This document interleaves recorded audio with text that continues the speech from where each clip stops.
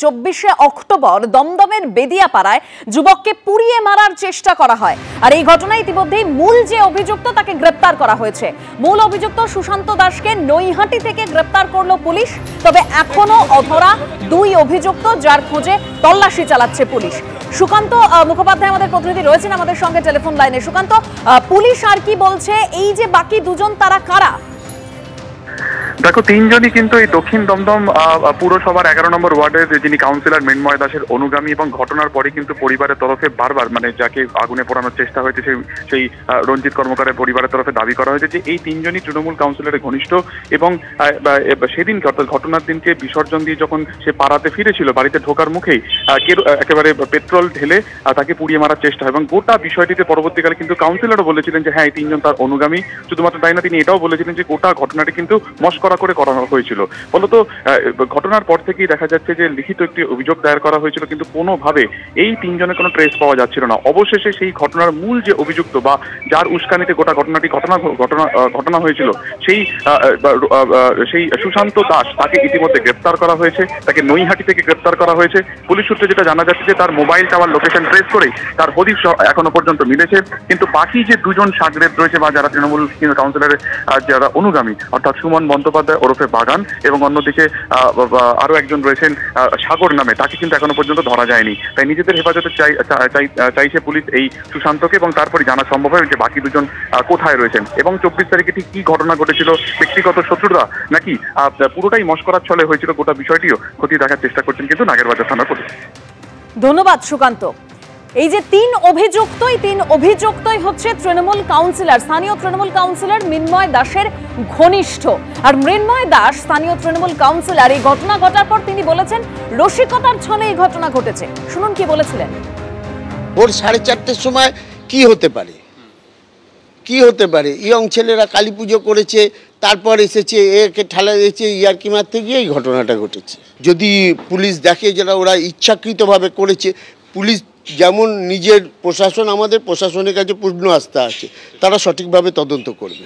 আসানসোলে চিটফান্ড প্রতারণা কাণ্ড, গয়না সহ জালে তৃণমূল নেতার ছেলে, কয়েক লক্ষ টাকার গয়না নিয়ে পালানোর পথে গ্রেপ্তার করা হয়েছে শাসক নেতার ছেলেকে। আসানসোলে চিটফান্ড প্রতারণা কাণ্ডে গ্রেপ্তার তৃণমূল নেতার ছেলে, আসানসোলের জুবিলি মোড় থেকে গ্রেপ্তার করা হয়েছে তাহসিন আহমেদকে। কিভাবে গ্রেপ্তার করা হলো, আরো বিস্তারিত তথ্য আমরা জানবো। সরাসরি কৌশিক গাঁতাইত আমাদের প্রতিনিধি রয়েছেন আমাদের সঙ্গে। কৌশিক, দেখো দেবস্মিতা, গতকাল সন্ধ্যেবেলায় আসানসোলের যে নর্থ থানা এলাকা, তার জুবিলি মোড় সংলগ্ন চন্দ্রচূড় মন্দিরের কাছ থেকে গ্রেপ্তার করা হয় তাহসিন আহমেদ, যে প্রধান অভিযুক্ত চিটফান্ড কাণ্ডের, যে 350 কোটি টাকা প্রতারণার কাজে অভিযুক্ত, তাকেই গ্রেপ্তার করে গয়না সহ। এবং তারপরই পুলিশ যেটা জানাচ্ছে যে প্রচুর গয়না উদ্ধার হচ্ছে তার কাছ থেকে, যার মূল্য কয়েক লক্ষ টাকা হতে পারে, এবং তার কাছে আরও কিছু সম্পত্তি রয়েছে বলে পুলিশ তারপরই তাকে গ্রেপ্তারের পর তাকে তার বাড়িতে নিয়ে যায় এবং সেই বাড়িতেও তল্লাশি চালায়। এবং তল্লাশি চালানোর পর তাকে সেখান থেকে নিয়ে আসা হয় এবং দেখা যায় প্রায় 2 থলিতে ভর্তি করে ফাইলপত্র, নথিপত্র নিয়ে আসা হয়েছে। পুলিশ যেটা সিজ করেছে এবং সেগুলো ডিটেক্ট করার কাজ চলছে অলরেডি। এবং তারপরেই আজ সকাল 11টা নাগাদ আসানসোলের এই বিশেষ আদালতে আজকে তাকে 11টা নাগাদ তোলা হয় এবং এখনও পর্যন্ত শুনানি শুরু হয়নি। এবং যেটা পুলিশের কাছে দাবি, পুলিশ যেটা অনুমান করছে সেটা হচ্ছে যে এই শুধুমাত্র এই তাহসিন আহমেদই জড়িত, না অন্য কেউ এর সঙ্গে লিঙ্কড হয়ে আছে। কারণ যেটা স্থানীয় সূত্রে জানতে পারা যাচ্ছে, তহসিনের এই কারবার কিন্তু শুধুমাত্র আসানসোলে নয়, আসানসোলের বাইরেও বিভিন্ন জায়গায় ছড়িয়ে রয়েছে। পুলিশ সেই দিকটায় তদন্ত করে দেখছে। ধন্যবাদ কৌশিক। 350 কোটি টাকার প্রতারণার অভিযোগ ধৃত তাহসিন আহমেদের বিরুদ্ধে, এবং টাকা দ্বিগুণের লোভ দেখিয়ে প্রায় 3000 পরিবারকে প্রতারণা করা হয়েছে বলে অভিযোগ। প্রতারিতরা কি বলছেন শোনাবো।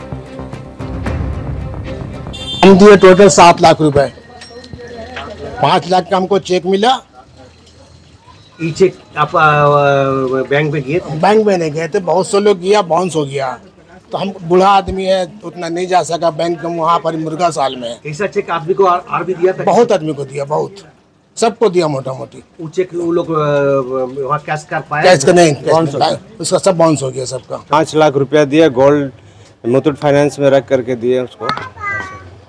कैसे दिए पैसा, क्या क्या आप लोग? जो स्कीम दिया था 1 का 3 देगा, 1 लाख का 3 लाख देगा। स्कीम आया, उसमें लालच में हम लोग फंस गए। सिस्टम का था देने का? सिस्टम था पर मंथ 14,000 रुपया। नहीं, आप कैसे दिए थे पैसा? एक बार दिए हैं उसको, कैश में दिए थे? कैश में दिए उसको। कोई चेक से, बैंक से नहीं? नहीं, कैश में दिए हैं, कुछ फोन पे से दिए हैं। गोल्ड रख के दिया है अपना। हाँ, अगर सोना और फिर मिला था, कुछ भी मिला था? हाँ कुछ मिला, 3 महीना मिला। अच्छा, उसके बाद फिर उसको जमा करके फिर दे दिए उसी को। वो तो स्कीम ही था वैसा कि मेरे जमा करो फिर वैसे 7 महीना से खाली दौड़ा रहा। 15% पर मंथ সুদ হিসেবে ওরা পয়সা আমাদেরকে রিটার্ন দিচ্ছে। 5% ক্যাপিটাল। হ্যাঁ 5% ক্যাপিটাল দিয়ে, ঠিক আছে। তো আমরা 2025 এর ফেব্রুয়ারি পর্যন্ত আমরা পেমেন্ট পেয়েছি, আমরা ঠিকই ছিলাম। তারপর হঠাৎ করে আমাদের এখানে অ্যাক্সিডেন্টের অ্যাক্টিং করলো যে অ্যাক্সিডেন্ট হয়েছে, আমরা তো ওর উপর আবার বিশ্বাস করলাম। বললো অক্টোবর পর্যন্ত টাইম চাই, অক্টোবর পর্যন্ত আমরা টাইম দিলাম। তারপরে আমরা ঘরে আসলাম, ঘরে বললাম, তখন বলছে যে আমরা যে পুঁজিটা দিয়েছি সেটা ছাড়া দিতে পারবো না। যাকে গ্রেপ্তার করা হয়েছে এই আর্থিক প্রতারণার মামলায় তিনি তৃণমূলের জেলা সংখ্যালঘু সেলের প্রাক্তন সহসভাপতি শাকিল আহমেদের ছেলে। আর এই অভিযোগ যখন সামনে আসে তারপরই বিরোধী দলনেতা শুভেন্দু অধিকারী তাহসিন আহমেদের একটা ভিডিও পোস্ট করেছিলেন। সেখানে তাহসিন আহমেদ কি বলেছিলেন শোনাবো। मैं तहसीन अहमद, सबसे पहले मैं आपसे माजरत चाहता हूं। मेरी बात बहुत तहम्मुल के साथ सुनने और समझने की कोशिश कीजिए। आप लोग से जो वक्त लिए थे उस वक्त पे हम खड़ा नहीं उतर पाए, उसके लिए हम बहुत शर्मिंदा है और आप लोग से हाथ जोड़ के हम उसके लिए माफी मांगते हैं। ये जो वक्त था 20 अक्टूबर का, तो इस पे हम तो किसी का पैसा नहीं दे पाए रहे, उसके लिए हम दिल से शर्मिंदा और फिर से हम आपसे माफी मांगते हैं। তাহসিন আহমেদ 350 কোটি টাকার প্রতারণার অভিযোগ রয়েছে তার বিরুদ্ধে, যাকে ইতিমধ্যে গ্রেপ্তার করা হয়েছে। প্রায় 3000 পরিবারকে প্রতারণার অভিযোগ। আসানসোলের ডেপুটি মেয়র এই অভিযোগ যখন সামনে আসে, ঘটনা যখন সামনে আসে, কি বলেছিলেন তারপর শোনাবো। আমাদের মাননীয় মন্ত্রী মলয় ঘটকও বলেছেন যে গরিব মানুষ তার প্রিন্সিপাল টাকাটাও ফেরত পাতে সেই ব্যবস্থা চেষ্টা আমরা করছি। এবং ট্রেড লাইসেন্স পেপার যেটা আছে, আপনারা জানেন যে এখন পুজো ফেস্টিভ্যাল জন্য আমাদের কর্পোরেশন বন্ধ আছে। অবশ্যই কর্পোরেশন খুললে আমরা ইনকোয়ারি করে দেখবো যে না ট্রেড লাইসেন্স ছিল কি ছিল না। যারা করেছে মানুষকে বোকা বানিয়েছে, গরিব মানুষ একটা লালচে ফেসে গেছিল, কিন্তু তাকে যেভাবে বোকা বানানো হয়েছে সেটা কোনোদিন বরদাস্ত করা যাবে না। আর এ নিয়ে কটাক্ষ করতে ছাড়েননি বিরোধীরা। শ্রমিক ভট্টাচার্য এবং সুজন চক্রবর্তী কে কি বলেছেন শোনাবো। প্রশাসনের সহযোগিতা ছাড়া, রাজ্য সরকারের সহযোগিতা ছাড়া, বদান্যতা ছাড়া এই প্রাতিষ্ঠানিক লুট এবং সীমাহীন লোভকে যে বাস্তবায়িত করবার প্রক্রিয়া সেটা সম্ভব নয়। যেখানে যত দুর্নীতি বা যেখানে যত লুটের ঘটনা উঠে আসছে তার সঙ্গে তৃণমূল কংগ্রেসের নাম জড়িয়ে যাচ্ছে। তার কারণ কি? কারণ তৃণমূল কংগ্রেস কোনো রাজনৈতিক দল নয়। প্রকাশ্যে ঘোষণা করে জো জিতা ও সিকান্দার, মানে বুথে লিড দিতে হবে, এলাকায় দখলদারি চালাতে হবে এবং ক্ষমতায় এসে তার একমাত্র লক্ষ্য হয়ে যায় দখলদারি, একমাত্র লক্ষ্য হয়ে যায় হেজিমনি এস্টাবলিশ করা।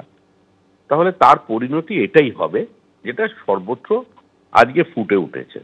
তৃণমূলের নেতা তার বাড়ির ছেলে 350 কোটি টাকার প্রতারণা করবে, এটা এমন কি?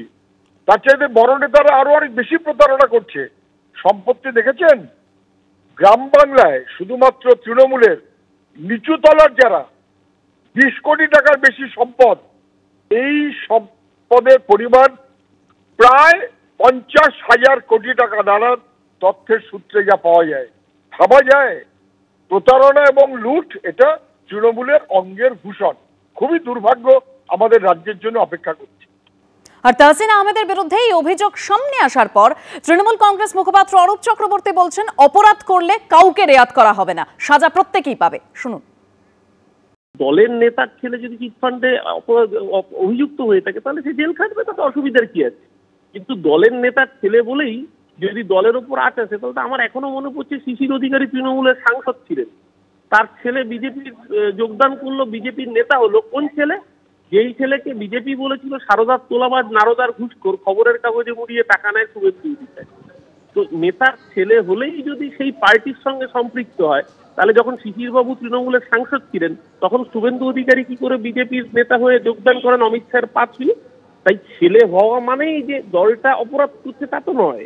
এখানে যদি অপরাধ করে থাকে, প্রশ্ন হচ্ছে সে জেলের পেছনে আছে কিনা। মুশকিলটা হচ্ছে বিজেপির আমলের অপরাধ করলে ওয়াশিং মেশিনে ঢুকলে বিজেপির নেতা হয়, আর তৃণমূল কংগ্রেসের রাজত্বে যদি কেউ অপরাধ করে তার জায়গা হয় জেলের পেছনে।